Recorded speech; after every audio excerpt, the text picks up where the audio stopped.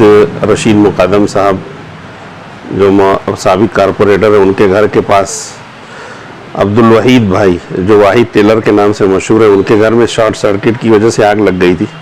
جس کی وجہ سے ان کے مکان کا اوپری حصہ بالکل جل کر خاک ہو گیا.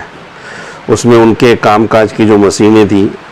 ان کا ذریعہ معاش تھا، وہ بھی تباہ ہو گیا. گھر کی خواتین سوت سے نری بناتی تھی، وہ بھی ان کا سوت بھی ختم ہو گیا اور دیگر چیزیں بھی جل گئی.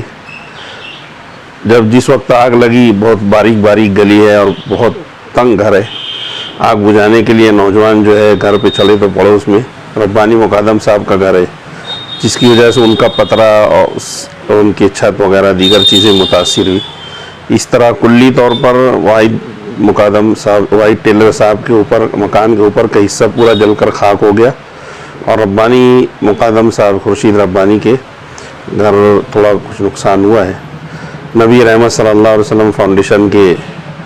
جو میں خود بھی اور نائب صدر ہمارے حافظ انعام الرحمن ناولٹی اور ہمارے جنرل سیکریٹری اور آفس انچارج جو ہے حافظ مختار احمد جمالی، مولانا انوار صاحب اور مولانا نوید صاحب بیتی،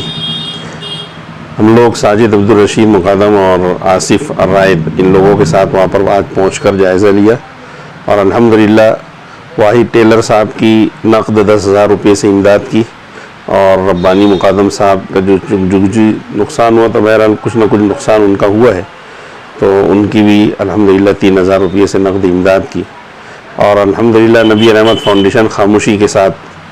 جو ہے صندوقچہ اسکیم پورے شہر کے اندر چونکہ رکھی ہوئی ہے، اس کے ذریعے سے بیواؤں کو اور اسی طرح